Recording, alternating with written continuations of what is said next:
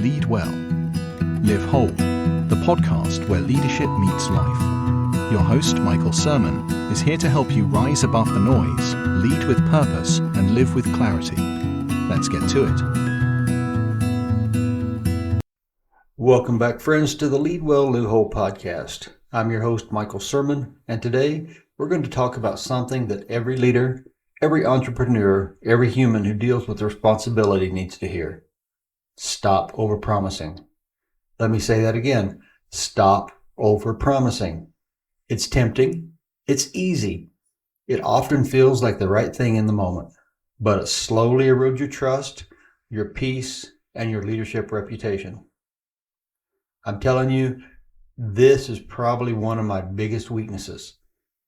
As a leader, as a person, we want to be accepted, we want to be liked, we want to be the solution to the problems. So as a result, we often say yes when we should say no. We commit to something without looking at our calendars. And then next thing you know, we start letting stuff go. We start letting our team down. We start missing meetings. We start running ragged. We start pulling our hair out. We start imploding. So again, stop over-promising, because you are destroying yourself. You're destroying your reputation. You are destroying your ability to build and lead a team, because you need people to trust that you are going to be who you say you're going to be. You're going to do what you say you're going to do when you're going to do it. So that means be honest about what you can deliver and when. Your word is your credibility. Protect it. Your word is currency. In fact, this is so important that one of my bosses that I had, a really great man, but he really preached that if you commit to something, you do it. And I remember one day I was in my office and I was getting ready to jump on a call. And he came in the door and he shut the door and he said, "Let the butt chewing commence." I looked at him and I said, "You have X number of minutes because I'm about to jump on a call. And that guy I report to says that is the most important thing that you can do. If you commit to it, do it." And he kind of stepped back and he looked at me and he said, "When you finish, come see me." I admired that about him, because it would have been easy for him to say, "Forget that. What I want to do right now is more important." But what he valued was his credibility. What he valued was preaching or walking what he preached. And he lived it out in that moment. Now, after I finished my call, I went to his office and we had the conversation that we need to have. And I went back and I had adjusted the issues that he had seen. So let's unpack why it matters and how you need to stop the cycle of overpromising. First of all, why do we overpromise? You ever stop and think about the root behind it all? What is the root of overpromising? Most of the time, it's not because we're trying to be perceptive. Not because we're trying to be deceptive. Right? We don't intentionally try to deceive anyone or mislead anyone, but we do it because we want to help. We do it because we want to be seen as reliable. We overpromise because we want to avoid conflict. We overpromise because we want to close the deal. Or sometimes we're just really, really bad at estimating our own bandwidth. And as a leader, one thing I can tell you is you do not own your own calendar most of the time. Your team, the people you are serving, own your calendar. Your bosses own your calendar. And the higher you go in the ranks, the closer you get to that elusive CEO spot, the more other people are going to own your calendar.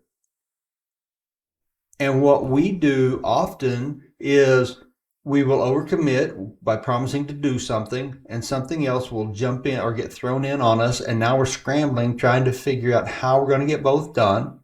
And we end up working until 9 or 10 o'clock every night. We end up working on Saturdays. We end up working on Sundays. We end up working on our anniversaries and on holidays, just trying to keep up with all of this crap that has got put on us and stuff that we agreed to do. We're not superheroes. We're not individuals or people who are supposed to be the solution to every issue. We're not supposed to be the answer to every problem. We're not supposed to be anyone's savior. We are supposed to look at where we're going, look at what our commitments are, and then honor those commitments and understand our own bandwidth.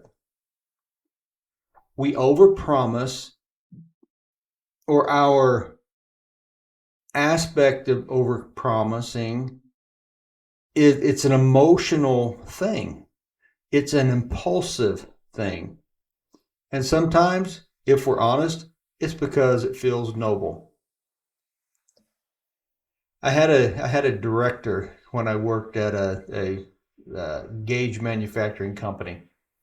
And one day we're talking, and we were talking about, the giving. And part of this is giving your time and committing your resources to getting something done.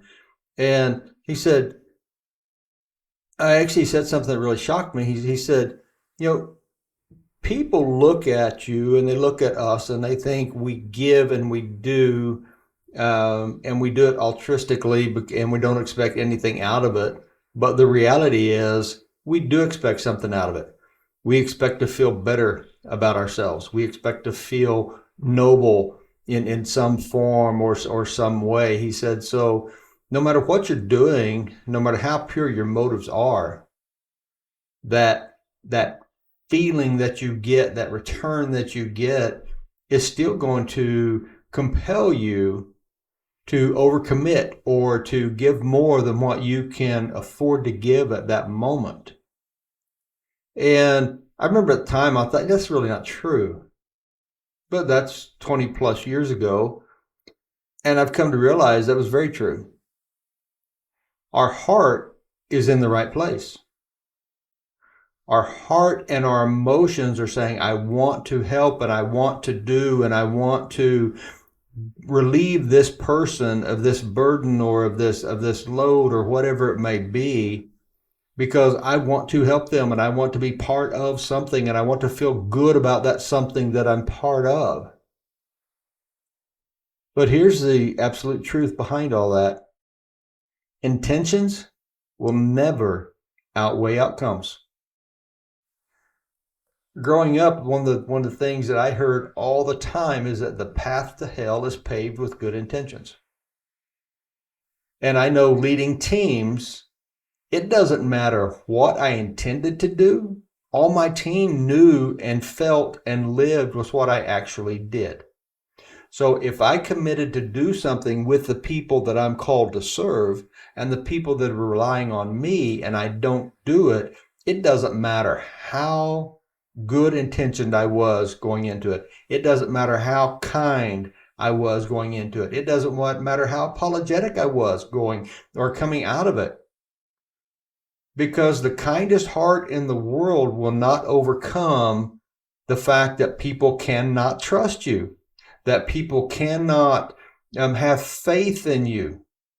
Because if your yes isn't a yes and your no isn't a no, then you have no foundation to work from. In fact, even the Bible tells us, let our yes be yes and our no be no. Not to be double-minded, not to try to be everything to everyone because we want to be seen in a certain light. Because what we have to understand that there is a cost when we overpromise, and it is a high cost. So let's talk about what's really at stake when you overpromise. Number one, you lose credibility. People begin to question if they can rely on your word.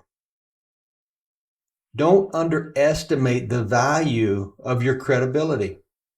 Don't underestimate your ability to impact the organization, the team, the agenda, the goal, the process, whatever it may be. as a leader, you have the ability to either be the oil that keeps it flowing or the sand that grinds everything to a halt. And if people begin to question if they can rely on your word, if people begin to question your honesty and your sincerity, then they begin to make alternate plans, or they begin to start doing work outside of a system just to protect a broken system that should rely on you. But because you can't be relied upon, because you have no credibility, people begin to question. It's at work, it's at home, it's with your children, it's wherever it may be, whatever group you're associated with. If you tell your children over and over and over again that I'm going to be there for the game, or I'm going to be there for this, or I'm going to be there for that, and you never show up, eventually they know they can't trust you. And if they can't trust you, that means they can't trust anyone else, because they're basing their future relationships, they're basing their future expectations of humanity off of you. Your team is basing their commitment and their drive and their input into the processes on you. Folks, this is huge. This is a bigger issue than most of us realize. And I think that for me, it goes beyond just saying, hey, I'm going to be there to do this, or I'm going to take care of that. I think when you set a meeting and you say, hey, this meeting is an hour, and everybody commits that hour to it, and you continuously or consistently pull everybody into that hour meeting and end up taking 2 hours or 3 hours with no regard for their time whatsoever, they can't trust you to honor their time. They can't trust you to honor their commitments. The second thing that in the cost of overpromising is you create confusion. Your job as a leader is to clarify. Your job as a leader is to remove roadblocks. Your job as a leader is to ease the confusion and the chaos and keep everyone together, aimed at the same goal.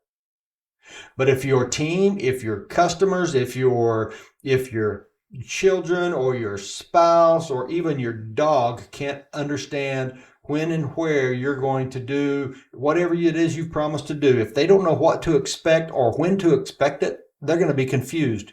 And if they're confused, they're always going to hold back. They're always going to keep something in reserve, because they're going to have to deal with your crap when everything falls apart. And believe me, it is your fault. It is my fault. If we can't clearly communicate and commit to something with our teams and to our teams, and then the team doesn't do what's needed because they're still relying on us, then folks, we're the problem. We are the problem, and we have to fix ourselves first. That's why these foundational issues that I keep talking about are so important. And I'm passionate about this one because one, it's an issue for me. So when I'm sitting here and I'm pointing like a preacher, right? If one finger's pointing out, there's 4 pointing back at me, because I know this is something that I continually have to work on. Now, once that confusion sets in and once people begin to pull back, you know what? The next thing that comes out of it is we breed frustration. We cause the turmoil. We take the people who should be committing all of their time and all of their energy and all their effort into satisfying the customer, into reaching the goal, into building that plant, running that process, keeping everyone safe, whatever it may be. We cause frustration, and now they're spending energy and they're spending effort trying to manage that within themselves and trying to manage that frustration within their team. And that shows up because deadlines shift, expectations begin to crumble, trust fades, And I'm telling you that when the frustration shows up, when the confusion shows up, if it's not taken care of and it's not managed, then it starts showing up in safety issues. It starts showing up in attendance issues. It starts showing up in turnover issues. It starts showing up in quality issues. Guys, these foundational principles affect every aspect of what you're trying to do. And the little things that normally are just blown over suddenly become these battle cries, and you're spending all of your time now trying to deal with people's fussing and fighting. They're coming into your office wanting to download or wanting to tell you what's wrong with this person or what's wrong with that person and why everybody else is completely sucky, and they're having to do everybody else's work only for them to leave and the next one come in and say the exact same thing. You know what? All of that's on you. If you're a leader and that's your team, it's on you. You committed to leading the team. You committed to getting clear direction. You committed to removing the chaos. You committed to holding themselves and yourselves accountable. You committed to these things. And if you've overcommitted and can't do it, then step back and figure out what you've committed to and how you're going to adjust. Now, all of that's about them. What about you? You're going to stress yourself out. You're running behind. You're spending all your time explaining delays or creating recovery plans or telling stories or whatever it may be. You're spending all of your time trying to dig yourself out of a credibility deficit. And at the end of the day, the more you dig, the deeper the hole gets. Right? You cannot dig yourself out of a hole. But what you can do is step back, climb out, and say, here's my new foundation. This is who I am. This is what I'm going to do. I'm going to be honest. I'm going to be real. If I can't commit to you, I'm not going to promise to commit to you. So what I made it a habit of doing, because I knew that when I'm out on the floor or when I'm out at another plant or I'm doing something and people come up and they're talking to me and they say, hey, can you do this or will you do that or can you follow up on this? And I would always just say, yes, I'll do that. But then within just a few steps, I've got another one pulling at me or something else that pulls in or the phone rings or whatever. And I may or may not remember to do that.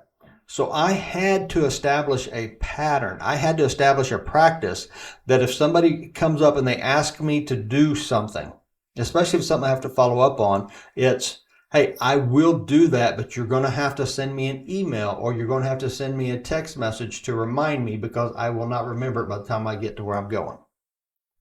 And that became just a part of my process. Because it's easy for people to put their load. It's easy for people to shift the monkey over to you instead of carrying it themselves. It's easy for us to say, yeah, I'll look at that. And then we walk off and we have all this extra load and we're stressed out over it while our team's just sitting back. And when you follow up with them and say, hey, why didn't you do that? Then their answer is easy. Well, I was waiting on you. You said you were going to do this or you said you were going to do that.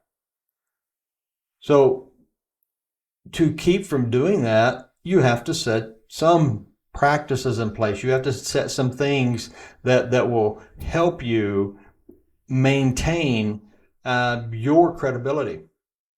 Because over time, this will lead to something that I like to call invisible erosion. People may not confront you about it. They may smile and nod, but inside, they've downgraded your word. Inside, you're just no offense to salesmen, but you're that sleazy salesman that hits them up every time they go onto a car lot or every time they go into a furniture store or they go into something where it's a super high pressure sales area. They've downgraded you to that guy or that woman. And that, my friends, is a leadership loss that you cannot afford. Your word, it's your leadership equity. So let me make this incredibly personal for you. In your life, there's probably only a handful of people whose word means something. Right? My wife and I actually were having that conversation today about different ones in the family that when they said, I will be there, or when they said, I'm going to do this at this time, they were there. And it didn't matter what was going on, they were there and they committed to it. But you know what? They also held you to that same standard. These are the people that when they say they show up, they do. When they commit, they follow through. When they say no, you understand it's for a reason because they don't say no lightly. And that's what you want to be as a leader. That's what I want to be as a leader, right? And I don't care if it's a leader of myself or a leader of my pets or of my children or of my household or at a Fortune 100 company. That's who we want to be. Because at the end of the day, people don't trust your title, they trust your word. Think about those men and women that all it takes with them is a handshake and the deal's done. That same leader I was telling you about earlier who came in, who really said honor your word whenever you make a commitment to a meeting. He and I have had many conversations, and I've seen him strike very high value deals with a handshake. And even if later he came back and realized that, hey, that's not going to go the way I thought it would go, he made a commitment and you stick to it. I have seen leaders that have all the credentials in the world, they have the experience, they have a lot of charisma, but their team can't believe a single thing they say. And because the team can't believe it, none of that other stuff matters.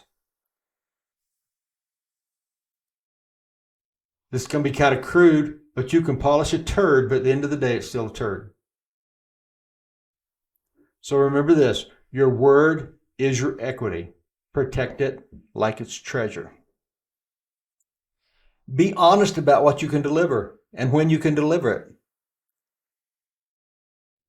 Which means we have to fix a habit of overpromising.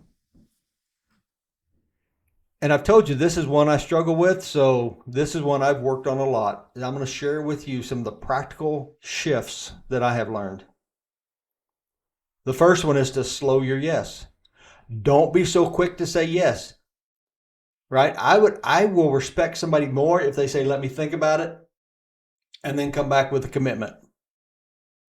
Because if they're going to commit, if we're going to commit, we have to ask ourselves some questions. The first one is, do I really have the capacity to deliver this?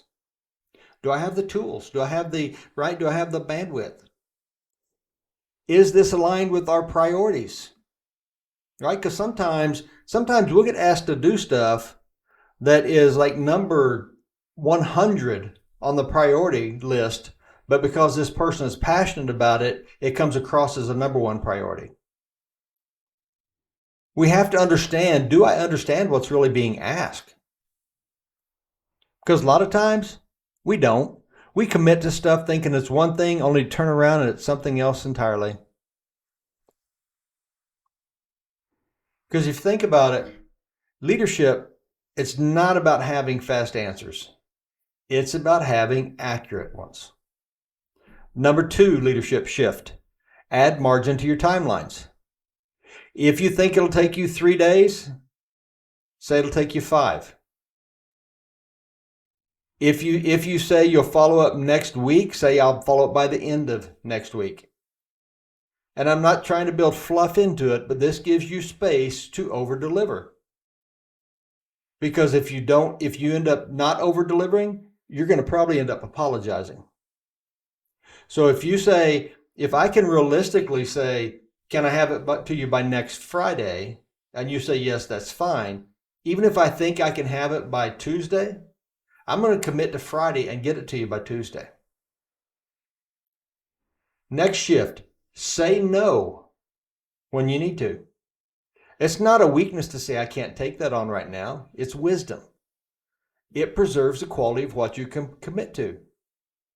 What I like to do a lot of times is say, I can do that, but something else has to give. Do you want that before this? And when you do, understand that if I pull that in, the deadline for this other slides out. I've had that conversation millions of times. Well, that's over-exaggeration. Thousands of times in my career. It doesn't mean you're weak. It means you are applying wisdom and you're thinking it through. That you are committing to something and you're going to stand by that commitment. The fourth communication or leadership shift really is about communication. This is my biggest pet peeve. If something's going to be late, don't wait till the last minute. Don't wait. Let them know as soon as you know. Hey, I'm behind. Here's why I'm behind. Here's the new deadline. Here's the new timeline. Here's what I'm going to do to make it right. If they have to have it sooner, or if they have to have it by a certain time, this is what it will take to get that done by this time. This is what moves. This is what shifts. It's honesty. It's not building excuses. It's about being honest, which will build trust far more quickly than just fake punctuality. So what you say versus what you show is really what leadership is. It's what you consistently show, how you persistently perform, how you consistently deliver. People are watching to see, do your actions match your words? Do you follow through? Do you say, I'll handle it, and then just disappear? Do you make promises in meetings and then break them in silence? The people around you are taking notes. Your team is taking notes, not on your intentions, but on your integrity. And integrity isn't proven by what you want to do. It isn't proven by what you say you're going to do. It's proven by what you actually do. So all the smiles, all the jokes, all the playing around, and all the Mr. Nice Guy won't matter if people can't rely on you to do what you say you're going to do. And then when you get it wrong, because you're going to get it wrong sometimes, you're going to drop the ball. We all drop the ball. We all overpromise at times. But as soon as we realize it, as soon as we know it, we own it. We own it 100%. We own it fully. We don't try to spin it. We don't blame. We just trust. I mean, we just walk and show the trust we have in that other individual and say, look, I said I'd do this and I didn't. That's 100% on me. And another pet peeve of mine, please do not come back and say, my bad. Own it. This is on me. This is what I'm going to do to fix it. I'm going to make it right. I'm going to rebuild that bridge with that person or with that customer or with that company or whatever it may be. And I'm going to offer a solution to recover, and I'm going to reset the expectations. And then once I have done that, then that failure spot becomes my new pivot point. It's not a pattern now, right? It's not a get out of jail free every time. But I do understand this. People don't expect perfection, but they do expect ownership. And it doesn't matter if you apologize and make it right every time. If you fail every time, they're going to go to somebody else. But there's a better way to lead. That's the good news of all of this. When you stop overpromising, there's some beautiful things that start to happen. You create space to actually deliver excellent work. You earn a reputation as someone who's reliable, grounded, and intentional. You sleep better because your yes is sustainable. And you give your team permission to do the same. It's not about productivity. It's about peace. And peace leads to wholeness. And wholeness, that's the root of long-term leadership success. So here's what I want to leave you with today. 1, be honest about what you can deliver and when. 2, stop giving away your word like it's cheap. 3, protect your credibility. It's easier to maintain it than to repair it. Please don't be a leader who impresses up front and then disappoints on the back end. Be the leader who underpromises and overdelivers, who builds trust one decision at a time, who leads with clarity, not with clutter. Folks, that's it for today. If this hits home with you, share it with someone who needs to hear it. And if you want to go deeper into the values-driven, emotionally grounded, high-impact leadership, grab your copy of Lead Well, Live Whole, and Eagle Leadership. They're both available on Amazon. Until next time, remember, don't lead from pressure, lead from purpose. Don't lead from promises, lead from principles. This is Lead Well, Live Whole, and I'll see you next time. Thanks for joining us on Lead Well, Live Whole. If this added value to your journey, share it with a friend and subscribe. Until next time, lead those you serve well and live your life whole.